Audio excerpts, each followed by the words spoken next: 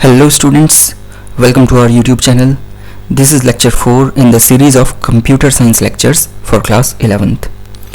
The topics that we will cover today are booting and its types and classification of computers. Before we proceed with today's topics, let us recall what we learned in the previous lecture.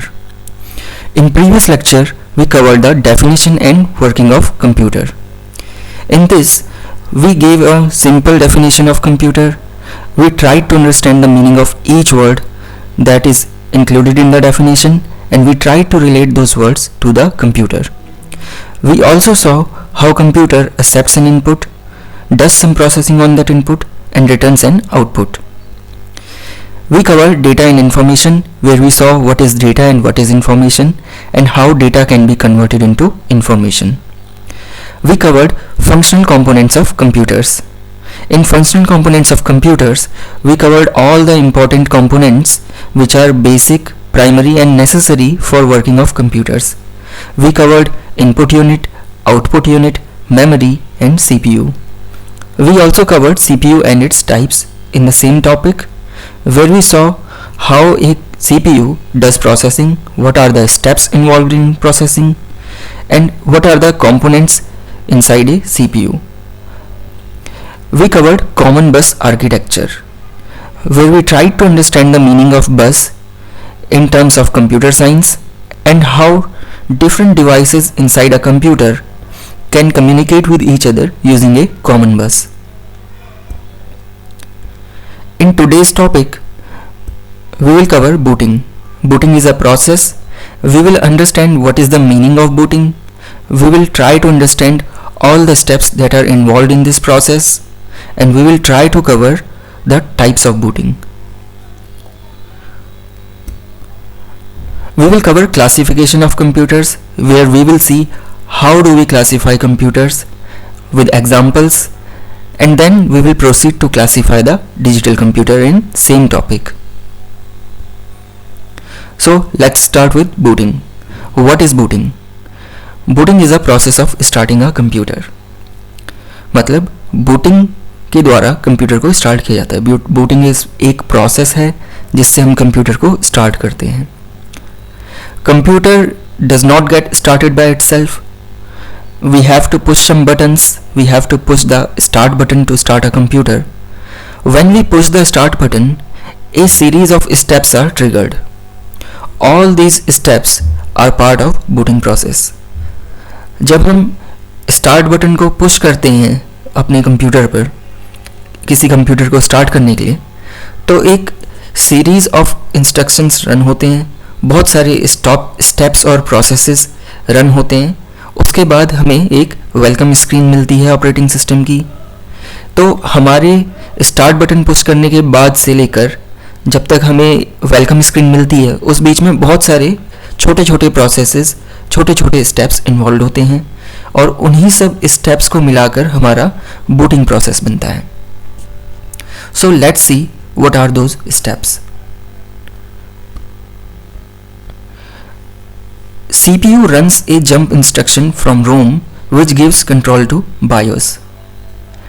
ROM is also a type of primary memory, but ROM is a permanent memory which is provided by manufacturer. रोम में कुछ instructions store रहते हैं permanently. वो उन instructions को manufacturing के time पे manufacturer ROM chip में इंस्टॉल करके हमें देता है, उसमें राइट करके हमें देता है. जब हम कंप्यूटर का स्टार्ट बटन पुश करते हैं तो CPU रोम में से एक जंप इंस्ट्रक्शन को रन करता है, और जो कंप्यूटर का कंट्रोल होता है वो बायोस सिस्टम के पास पहुंच जाता है. BIOS means basic input output system.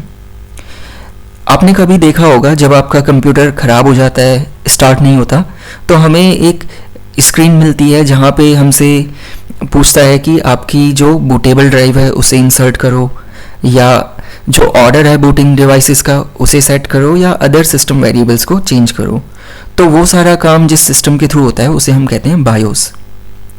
BIOS को हम कैसे इन्वोक करते हैं? हम F2 की या F8 की दबाते हैं जब हम सिस्टम को स्टार्ट करते हैं उस time. So CPU runs a jump instruction from ROM which gives control to BIOS. BIOS के पास कंट्रोल पहुंच गया. Now BIOS conducts a series of self-diagnostic tests called post or power on self test. What happens is BIOS conducts a series of tests. BIOS checks for all the devices that are connected to the computer. BIOS checks if all the devices, all the necessary devices like input device, output device, the hard disk, the memory are present in computer or not, and if they are present, are they having the right configuration which is necessary for computer or not.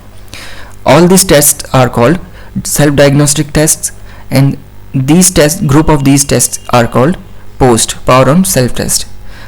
BIOS क्या करता है, कुछ test को run करता है ये check करने के लिए कि कंप्यूटर को हम स्टार्ट कर सकते हैं या नहीं कर सकते. कंप्यूटर स्टार्ट तब होगा जब उसकी डिवाइसेस, इंपॉर्टेंट डिवाइसेस जो हैं, नेसेसरी डिवाइसेस, वो प्रॉपरली कनेक्टेड हैं और कॉन्फ़िगर्ड हैं. अगर ऐसा नहीं है तो कंप्यूटर स्टार्ट नहीं होगा, और इसी टेस्ट को हम कहते हैं पोस्ट या फिर power on self test. If all the devices are connected properly and configured properly, then the test is passed. Otherwise that post test is failed and computer does not proceed forward. Computer वहीं पे ही रुक जाएगा, आगे नहीं बढ़ेगा. बार बार हमसे कुछ ना कुछ एरर हमें स्क्रीन पे शो होगी या फिर हमसे कुछ इनपुट मांगेगा. After post, if the post power on self test is successful, then BIOS locates bootable drive to load boot sector. Now what is this bootable drive and what is this boot sector? bootable drive ऐसी drive जिसमें कोई bootable software है हमारा, जिसे हमने booting के लिए check किया हुआ है. ये हमारी कोई पेन ड्राइव भी हो सकती है, हमारी इंटरनल हार्ड डिस्क भी हो सकती है, और हमारी एक्सटर्नल हार्ड डिस्क भी हो सकती है अगर उसमें कुछ बूटेबल डाटा है तो, जैसे कि ऑपरेटिंग सिस्टम. तो ऐसी ड्राइव जिसमें बूटेबल डाटा है उसे हम बूटेबल ड्राइव कहेंगे. और बूटेबल ड्राइव में वो लोकेशन, वो मेमोरी लोकेशन जहाँ पे कि वो बूटेबल डाटा स्टोर्ड है उसे हम बूट सेक्टर कहेंगे. सो आई होप आपको बूटेबल ड्राइव का मतलब पता चला होगा, आपको बूट सेक्टर का मतलब पता चला होगा, और आपको पता चला होगा कि दोनों की इंपॉर्टेंस क्या है. अगर नहीं पता चला तो भी मैं एक बार इसे फिर से रिपीट करूँगा. Once boot sector is located, execution is transferred to bootstrap loader program. अगर बूट सेक्टर हमें मिल जाता है, हमें कोई ऐसी मेमोरी लोकेशन मिलती है जहाँ पे हमारा बूटेबल डेटा है, जहाँ पे हमारा ऑपरेटिंग सिस्टम है, तो उस लोकेशन पे पहुँच के जो कंट्रोल होता है वो बूटस्ट्रैप लोडर प्रोग्राम को मिल जाता है, और वो ऑपरेटिंग सिस्टम को रैम में लोड करता है और एग्जीक्यूट कर देता है. उसके बाद हमारा ऑपरेटिंग सिस्टम स्टार्ट होता है. तो बूटस्ट्रैप लोडर प्रोग्राम क्या है? ये एक ऐसा प्रोग्राम है जो किसी भी बूटेबल डेटा को रन करने के लिए यूज़ होता है. अगर हमारा ऑपरेटिंग सिस्टम डिवाइस ड्राइव में है तो भी बूटस्ट्रैप लोडर प्रोग्राम ही उसे रन करेगा. अगर वो किसी और USB में है या CD में है तो भी उसे बूटस्ट्रैप लोडर प्रोग्राम ही एग्जीक्यूट करेगा. Bootstrap loader program is the special program which loads the bootable data into RAM and executes. ये तो बात हो गई सिंपल बूटिंग की. ये बात हुई उस कंडीशन की जहाँ पे हमारे पास एक सिंपल ड्राइव है, उसमें कोई पार्टीशन नहीं है. बट ऐसा रेयरली होता है. हम ऑब्ज़र्व करते हैं कि हम अपने हार्ड डिस्क में काफ़ी सारे पार्टीशंस बनाते हैं. जैसे विंडोज़ वालों को पता होगा कि हम C drive, D drive, E drive ऐसे बनाते हैं, और लाइनक्स वालों को पता होगा कि हम SDA1, SDA2, SDA3 इस तरह से पार्टीशंस बनाते हैं. तो in case of partitioned hard drive, BIOS checks master boot record which contains partition table to find active partition. अगर हमारी ड्राइव जो है वो पार्टीशनड है तो BIOS मास्टर बूट रिकॉर्ड को चेक करता है जिसमें पार्टीशन टेबल होता है और एक्टिव पार्टीशन हो जाता है, मिलता है. अब ये मास्टर बूट रिकॉर्ड क्या है? What is this master boot record? When we make partitions in a hard drive, a table, a entry or a file is created which is called master boot record. Master boot record basically contains all the partitions tables, partitions in a table and their properties, and in those properties we find which partition is an active partition, means which partition has bootable data or which partition is a bootable partition और has boot sector. तो अगर हमारी hard disk में partition होते हैं तो एक master boot record बन जाता है पार्टीशन के टाइम पर, और मास्टर बूट रिकॉर्ड में हमारा पार्टीशन टेबल होता है जिसमें कि हमें सारे पार्टीशंस के बारे में ज़रूरी इन्फॉर्मेशन लिस्टेड रहती है और कौन सा पार्टीशन बूटेबल है उसकी भी हमारे पास इन्फॉर्मेशन रहती है और उस पार्टीशन को हम एक्टिव पार्टीशन कहते हैं. Let me try to show you what is this partition table in my system, my laptop. Just give me a second.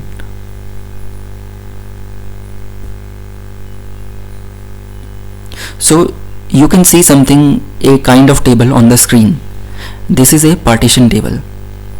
यहाँ पे हम we can see different partitions that are present in the hard disk of this computer and their properties like their size, their used memory, and what are their properties or flags. So you can see something like BIOS grub. This is for the Linux system. If it was for Windows then it would be boot or Windows. So I hope आपको partition table का मतलब पता चला होगा. Now this partition SDA5 has BIOS grub, means this is the active partition. So whenever I will start the computer, the basic input output system will get the control. It will run power on self test to check whether all the devices are configured properly or not.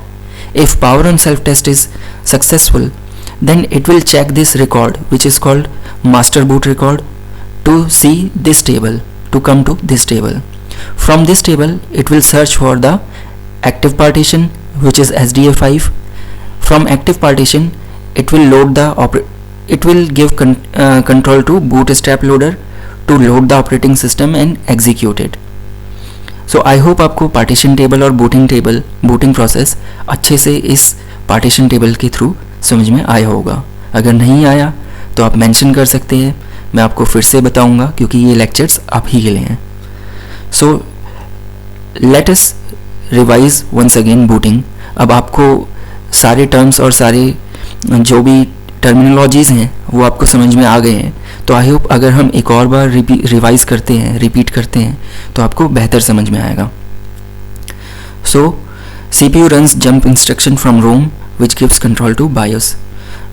ROM में जहाँ पे permanently कुछ instructions stored रहते हैं manufacturing के time पे, वहाँ से जंप इंस्ट्रक्शन रन होता है और control basic input output system के पास पहुँच जाता है. बेसिक इनपुट आउटपुट सिस्टम बहुत सारे टेस्ट करता है, सेल्फ डायग्नोस्टिक टेस्ट करता है, उन्हें हम कहते हैं power on self test. Power on self test अगर सक्सेसफुल होता है उसके बाद बायोस बूटेबल ड्राइव को लोकेट करता है, या फिर अगर पार्टीशन हमारे पास हार्ड ड्राइव है तो मास्टर बूट रिकॉर्ड को चेक करता है और एक्टिव पार्टीशन को सर्च करता है. जब हमें बूट सेक्टर या एक्टिव पार्टीशन मिलता है उसके बाद जो कंट्रोल होता है, जो एग्जीक्यूशन होता है, वो बूटस्ट्रैप लोडर प्रोग्राम के पास पहुंच जाता है जो ऑपरेटिंग सिस्टम को पिक करता है और उसे रैम में लोड कर देता है जहां से उसका एग्जीक्यूशन होता है और हमें वेलकम स्क्रीन मिल जाती है. आई होप आपको बूटिंग ठीक से समझ में आया होगा. Now let us see what are the types of booting. Booting are of two types, cold booting and warm booting. Cold booting को हम हार्ड बूटिंग भी कहते हैं और वार्म बूटिंग को हम सॉफ्ट बूटिंग भी कहते हैं. कोल्ड बूटिंग यानी कि जब हम एक ऑफ स्टेज से कंप्यूटर को ऑन करते हैं उसे हम कोल्ड बूटिंग कहेंगे. अगर हम कंप्यूटर को स्टार्ट स्टेज से ही फिर से रीस्टार्ट करते हैं, रीस्टार्ट बटन पुश करके, तो उसे हम वार्म बूटिंग कहेंगे. इसके पीछे लॉजिक है. लॉजिक ये है कि जब हम कोल्ड बूटिंग करते हैं, जब हम कंप्यूटर को ऑन करके ऑफ करके ऑन करते हैं या फिर हम एक ऑफ स्टेज से कंप्यूटर को ऑन करते हैं, तो सारे के सारे प्रोसेसेस उसे एग्जीक्यूट करने पड़ते हैं. बट अगर हम रीस्टार्ट करते हैं तो पावर ऑन सेल्फ टेस्ट के कुछ टेस्ट ऐसे होते हैं जिन्हें वो स्किप कर देता है, जिनकी ज़रूरत नहीं पड़ती है. तो लोडिंग जो बूटिंग है वो इजीली हो जाती है, इसलिए उसे सॉफ्ट बूटिंग भी कहते हैं और वार्म बूटिंग भी कहते हैं. सो आई होप आपको कोल्ड बूटिंग वार्म बूटिंग समझ में आया होगा. Let me repeat it once again. In cold booting, we start a computer from an off stage. We can either shut down the computer and then start. It will then also be known as cold booting, or we can start a computer from off stage. That will also be known as cold booting. In cold booting, all the steps of the booting process are properly executed. Thus, it is a longer process and a rigorous process. Thus, it is also called hard booting. Whether in case of warm booting, the computer is only restarted and power on self test is not conducted. So in this case, since there are less number of processes that are followed, it is also known as soft booting because computer starts easily. Let me show you by an example. Just give me a second.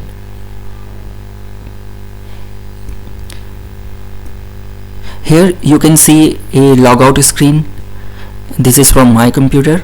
So when we press the exit button on the computer, we get something like this screen. In Windows, this is a different kind of screen. We get various options like reboot, shut down, sleep, hibernate, these kind of options in Windows. So if we push the shutdown button, if we push this shutdown button, then it will be, and then the computer will shut down, and then if we start that computer again, it will be known as cold booting. Means shutting down and starting a computer is cold booting. Starting a already shut down computer is cold booting. Okay, but if we reboot instead of shutting down, then few steps involved in booting process will not be executed, and the computer will start in a quicker manner, and we will call that booting process a soft booting. I hope now type of booting is clear to you. Let us proceed to the next topic.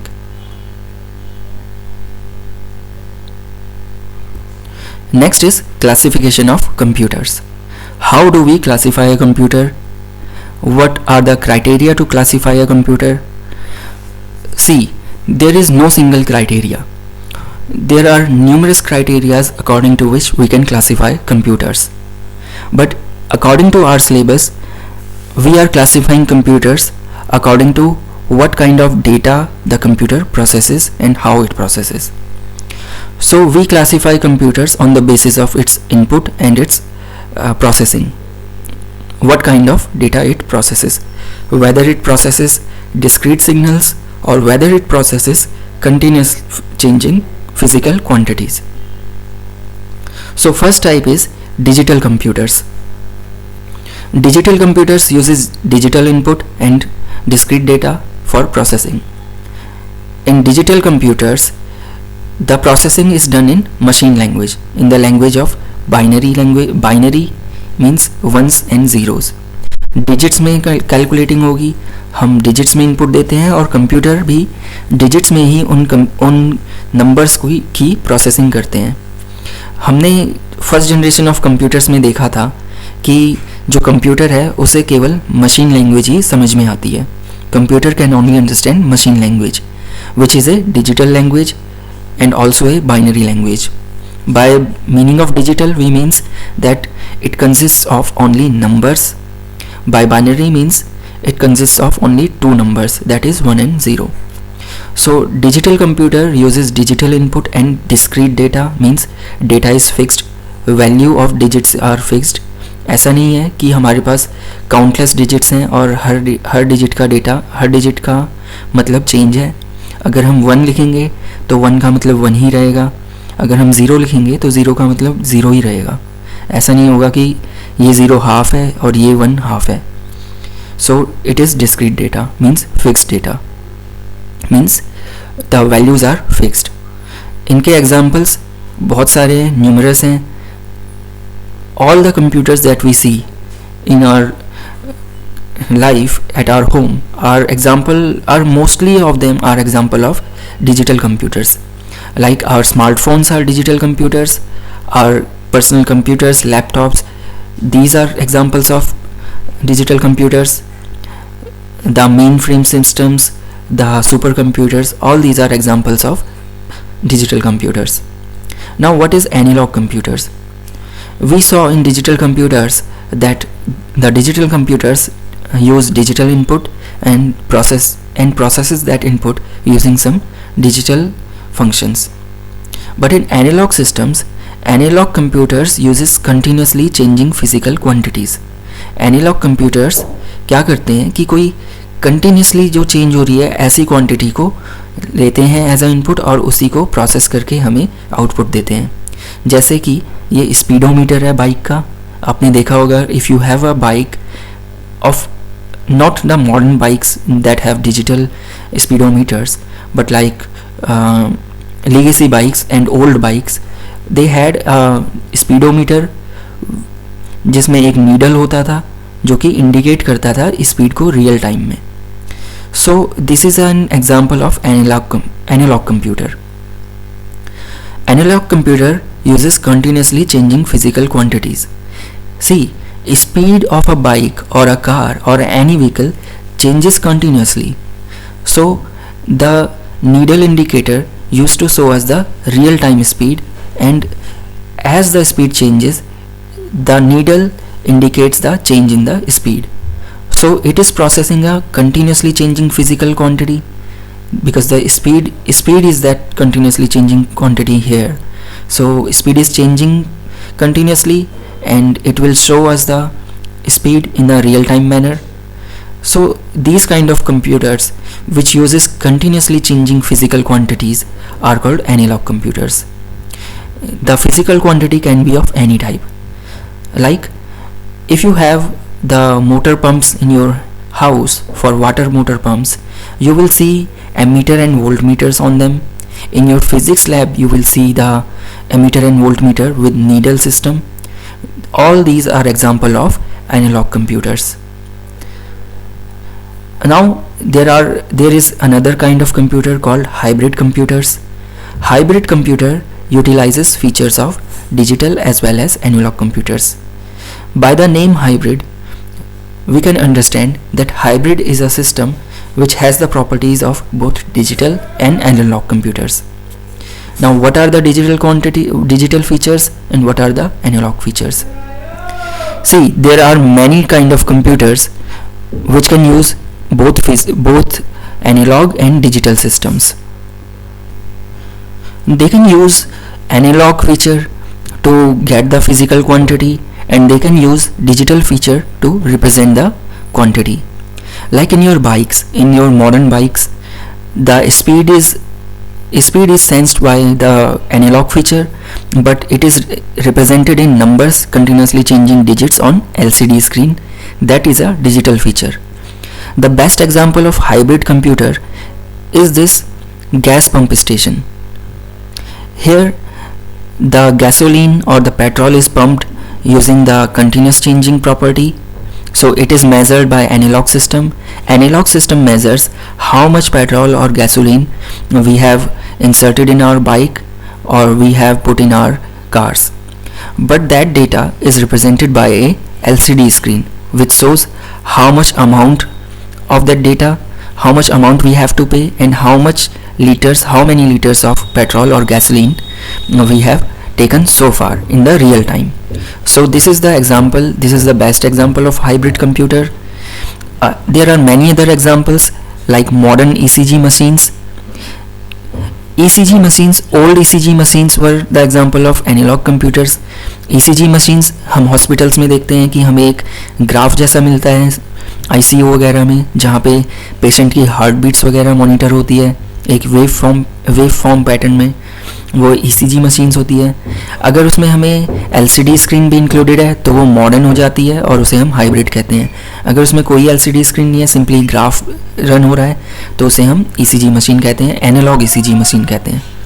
ऐसी CRO एक device होती है, आपकी physics lab में होनी चाहिए.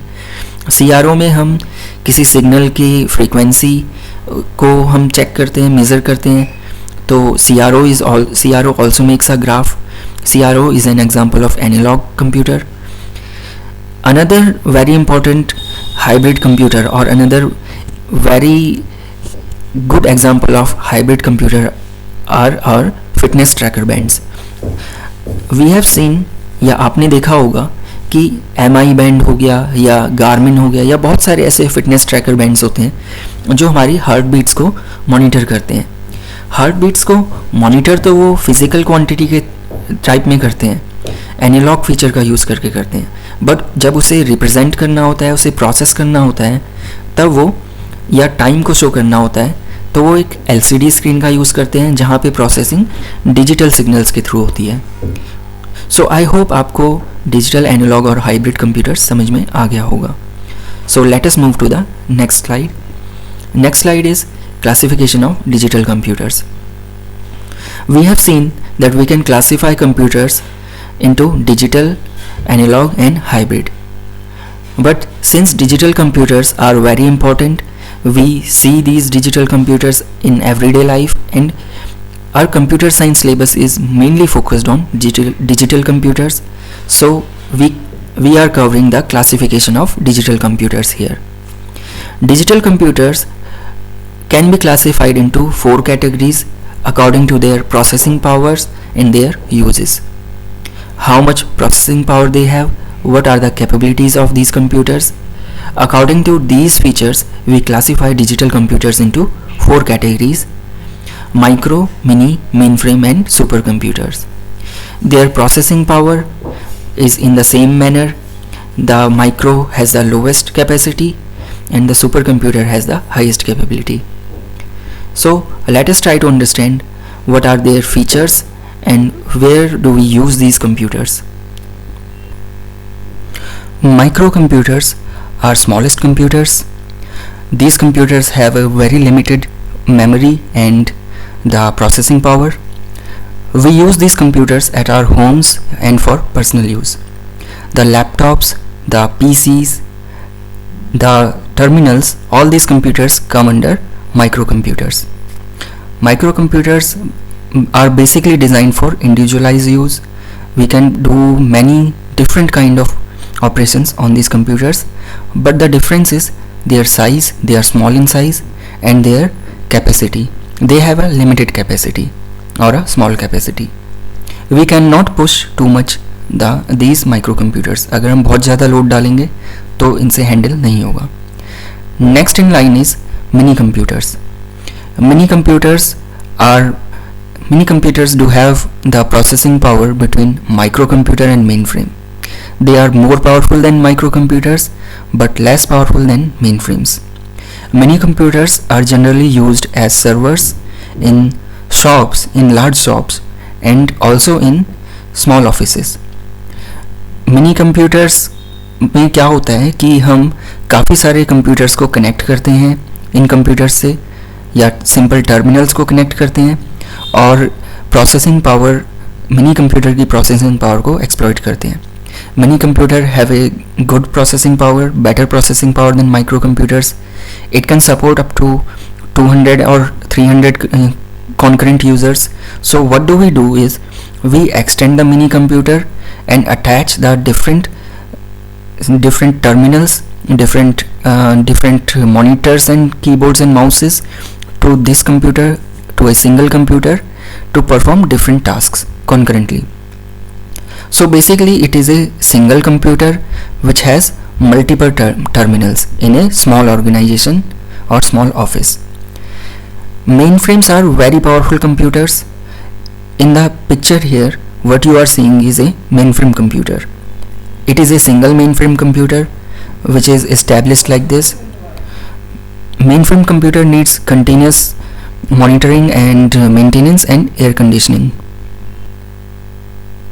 Mainframe computers are generally used as servers to the very large organizations, the organizations which need to have multiple concurrent users, thousands of concurrent users accessing the computer at the same time or accessing the same application or data at the same time. So all the big companies, all the large companies that we know, be it any company like HCL or the telecom companies like Airtel or flight reservation companies like Air India or any large company, they use mainframes as their servers. Next in line are supercomputers. Supercomputers are also very powerful. They are as much as powerful as mainframes and are used for complex computing. See, the purpose of mainframe and supercomputers are different. The major purpose of mainframe is to support concurrent users on a very large database or concurrent application to a single application. But the purpose of supercomputer is to do scientific calculation, complex calculation, like weather forecasting. It is an example of supercomputer. Like the animation you saw in the movie Avatar, it used the supercomputer. So I hope that it is by now clear to you what are the different classification of digital computers and where they are used. Now these are few questions which we have covered in the topic for today's lectures. I advise you to attempt these questions and provide the answers. It will enhance your knowledge and you will know something more than your textbooks. For any query or any doubt, you can mention them in comments, and you can also join the Telegram channel. The link to the Telegram channel is provided in the description. And today it is the end of chapter 1 as well. Next time we will start chapter 2 with new topics which will be related to software. So take care and see you in the next lecture.